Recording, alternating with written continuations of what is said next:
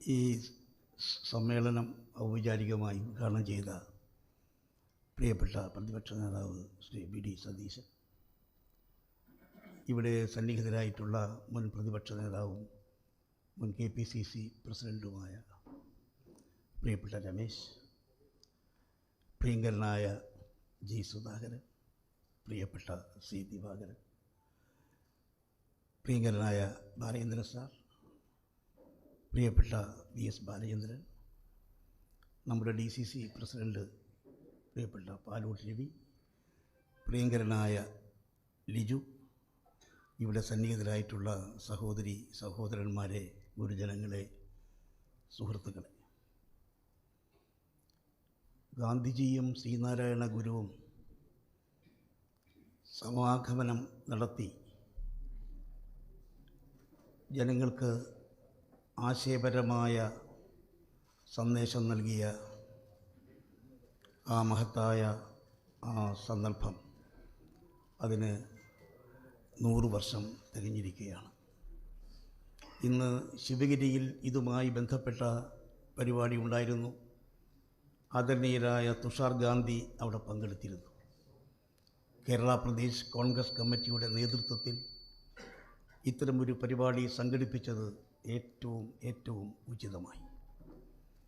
നമുക്കറിയാം, മഹാനായ ശ്രീനാരായണ ഗുരു, അതീവ മഹത്വമുള്ള മഹാത്മജി ഇവരൊരുമിക്കുന്നു.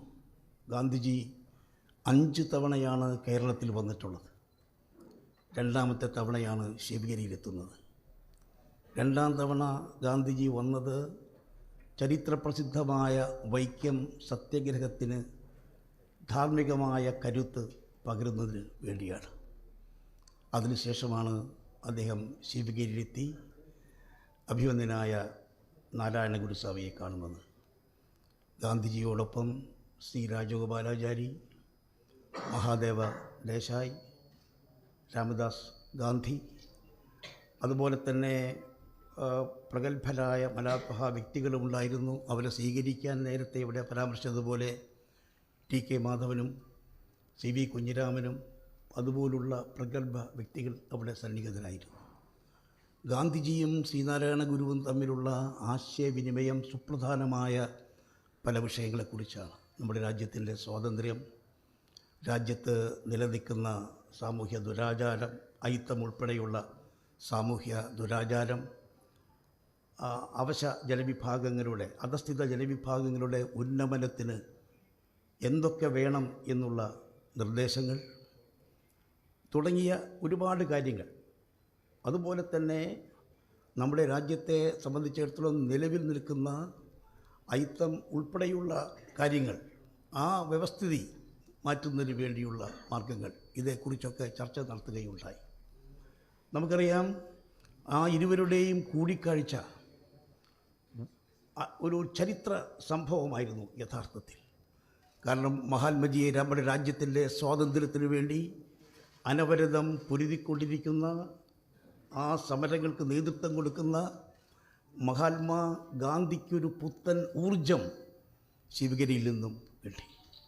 ശ്രീനാരായണ ഗുരുസ്വാമി മഹാത്മാഗാന്ധി രാഷ്ട്രീയ സ്വാതന്ത്ര്യത്തിന് വേണ്ടിയാണ് പോരാടുന്നതെങ്കിൽ സാമൂഹ്യ സ്വാതന്ത്ര്യത്തിലേക്ക് രാജ്യത്തെ നയിക്കാൻ പര്യാപ്തമായ നടപടികളുമായി മുന്നോട്ട് പോകുന്ന ശ്രീനാരായണ ഗുരുസ്വാമികളുടെ പ്രവർത്തനങ്ങൾക്ക് അത് പുതിയൊരു കരുത്ത് പ്രദാനം ചെയ്യുന്ന നടപടിയായിരുന്നു. നമുക്കറിയാം, ഗാന്ധിജി നമ്മുടെ രാജ്യത്തിൻ്റെ ഭാഗധേയം നിർണ്ണയിക്കുന്നതിൽ വഹിച്ച സുപ്രധാനമായ പങ്ക് എത്ര പ്രധാനപ്പെട്ടതാണ്.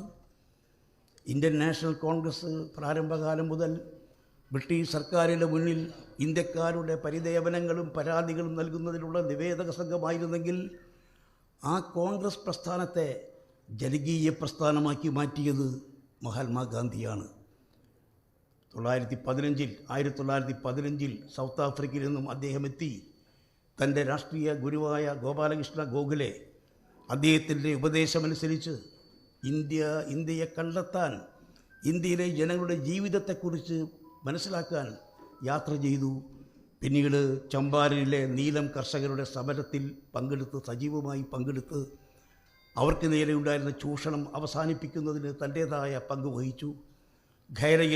ഗുജറാത്തിലെ ഖൈറയിൽ കർഷകർ അനുഭവിക്കുന്ന അനീതിക്കെതിരെ പോരാടി. അഹമ്മദാബാദിലെ തുണിമിൽ തൊഴിലാളികൾ അനുഭവിക്കുന്ന തുണിമിൽ മുതലാളിമാരുടെ ചൂഷണത്തിനെതിരായി ശക്തമായി പ്രതികരിച്ചു.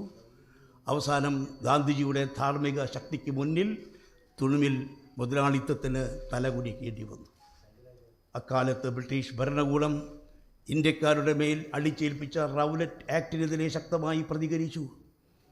റൗലറ്റ് ആക്ടിനെതിരെ ശക്തമായി പ്രതികരിച്ച സ്വാതന്ത്ര്യ സമര പ്രവർത്തകരെ പഞ്ചാബിലെ ജാലിയൻവാല ബാഗിൽ വെച്ച് ജനറൽ ഡയറിൻ്റെ നേതൃത്വത്തിൽ കൂട്ടക്കൊല നടത്തിയപ്പോൾ അതിനെതിരെ പ്രതികരിച്ചു. ആദ്യത്തെ ഹർത്താലിന് ആഹ്വാനം ചെയ്തു. പിന്നീട് ഗാന്ധിജി നിസ്സഹകരണ പ്രസ്ഥാനത്തിലേക്ക് മുന്നോട്ട് പോയി. പക്ഷേ ശ്രീനാരായണ ഗുരുസ്വാമിയെപ്പോലെ അഹിംസ ഏറ്റവും വലിയ മുദ്രാവാക്യമായി മഹാത്മാഗാന്ധി സ്വീകരിച്ചിരുന്നു. നിസ്സഹകരണ പ്രസ്ഥാനത്തോടനുബന്ധിച്ച് ചൗരി ചൗരയിൽ കൂട്ടക്കുരുതി ഉണ്ടായപ്പോൾ അതിനെതിരെ ശക്തമായി പ്രതികരിക്കുകയും നിസ്സഹകരണ പ്രസ്ഥാനം പിൻവലിക്കുകയും ചെയ്തു. പിന്നീട് സാമൂഹ്യ രംഗത്തെ അനീതിക്കെതിരെ അവിടെ നിലനിന്നിരുന്ന ദുരാചാരങ്ങൾക്കെതിരെയുള്ള പ്രവർത്തനത്തിലാണ് കേന്ദ്രീകരിച്ചത്. മദ്യം സാധാരണ ജനങ്ങളുടെ ജീവിതത്തെ വളരെ പ്രതികൂലമായി ബാധിക്കുന്നു. പകലന്തിയോളം പണിയെടുത്ത് കിട്ടുന്ന പണം മുഴുവൻ മദ്യത്തിന് വേണ്ടി ചെലവഴിച്ച് വീടുകളിൽ കുടുംബങ്ങളിൽ നല്ല രീതിയിൽ മുന്നോട്ട് പോകാൻ പറ്റാത്ത സാഹചര്യമുണ്ടാക്കുന്നു. അതുകൊണ്ട് സാധാരണക്കാരുടെ ജീവിതത്തെ പ്രതികൂലമായി ബാധിക്കുന്ന മദ്യവർജനം ഒരു മഹാപ്രസ്ഥാനമായി ഗാന്ധിജി മുന്നോട്ട് നീക്കി. ഇന്ത്യൻ നാഷണൽ കോൺഗ്രസിൻ്റെ കർമ്മ പദ്ധതിയാക്കി ഗാന്ധിജി മദ്യവർജനം എന്ന മഹാപ്രസ്ഥാനത്തെ മാറ്റിയെടുത്തു. അതുപോലെ തന്നെയാണ് അയിത്തം തുടങ്ങിയ അനാചാരങ്ങൾ രാജ്യത്തെ ജനങ്ങളെ, പാവപ്പെട്ട ആളുകളെ, അവശ ജനവിഭാഗങ്ങളെ, പിന്നോക്ക ജനവിഭാഗങ്ങളെ, അധസ്ഥിത ജനവിഭാഗങ്ങൾക്ക് അയിത്തം കൽപ്പിച്ചുകൊണ്ട് മനുഷ്യാവകാശം ലംഘിക്കുന്ന പൗരാവകാശം ലംഘിക്കുന്ന ആ ദുസ്ഥിതിക്കെതിരെ ശക്തമായി പ്രവർത്തനം തുടങ്ങി.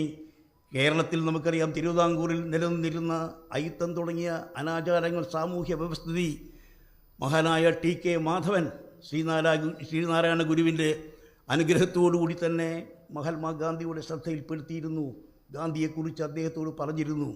1921 തിരുനെൽവേലിയിൽ വെച്ച് ടി.കെ. മാധവൻ മഹാത്മാഗാന്ധിയോട് ഈ കാര്യം സംബന്ധിച്ച് ആശയവിനിമയം നടത്തി.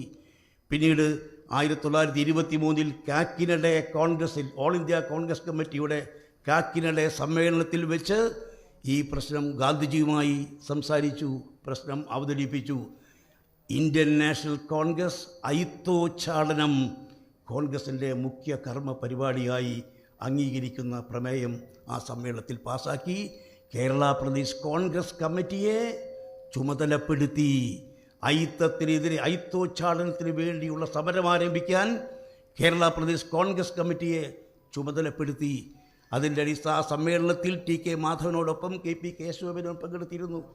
പിന്നീട് KPCC സബ് കമ്മിറ്റി യോഗം എറണാകുളത്ത് ചേർന്ന് ആദരണീയരായ കേളപ്പജി, കെ.പി. കേശവമേനോൻ, കുറൂർ നീലകണ്ഠൻ നമ്പൂതിരിപ്പാട് അതുപോലുള്ള മഹാവ്യക്തികളെ പങ്കെടുത്തുകൊണ്ടുള്ള സബ് കമ്മിറ്റി ഉണ്ടാക്കി വൈക്കം സത്യാഗ്രഹം ആരംഭിച്ചു. ഒരു വലിയ മുന്നേറ്റമായിരുന്നു.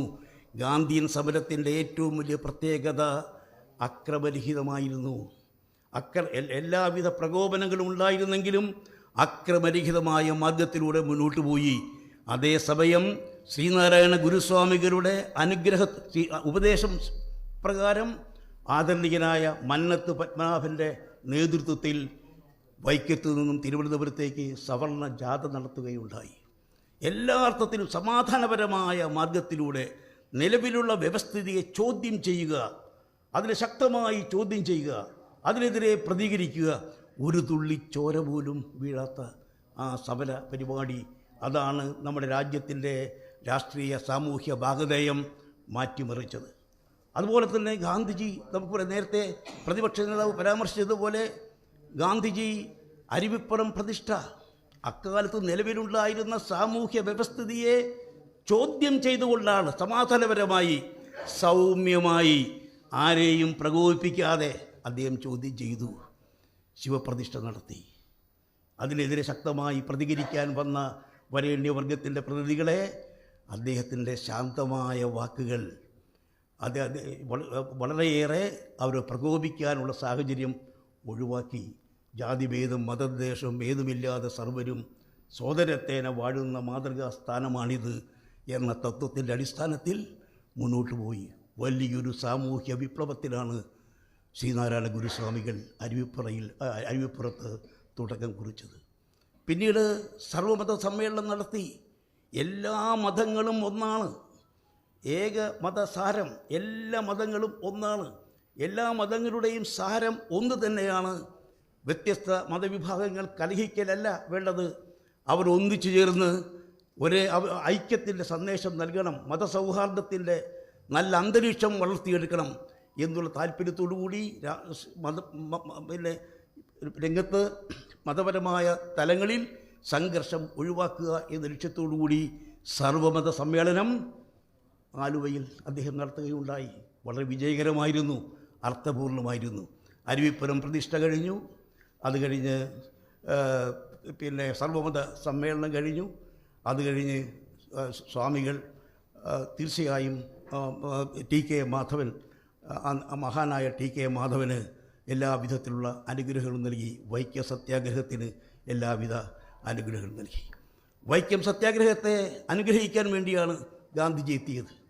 അദ്ദേഹത്തിൻ്റെ 2ാം വരവിലാണ് ശിവഗിരിയിൽ എത്തിയത്.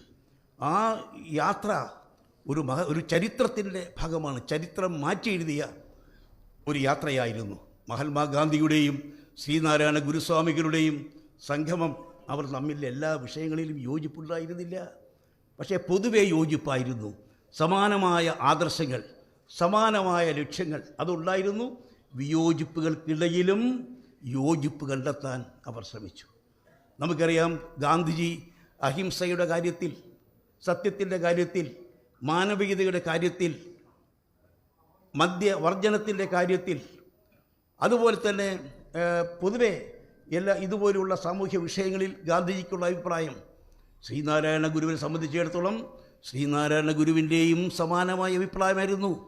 ഗാന്ധിജിയുടെ ആശയങ്ങളായ സത്യം, അഹിംസ, മാനവികത, മദ്യവർജനം, ഈ കാര്യങ്ങളിൽ ഒരേ നിലപാടായിരുന്നു ശ്രീനാരായണ ഗുരുസ്വാമികൾക്കും ഉണ്ടായിരുന്നത്.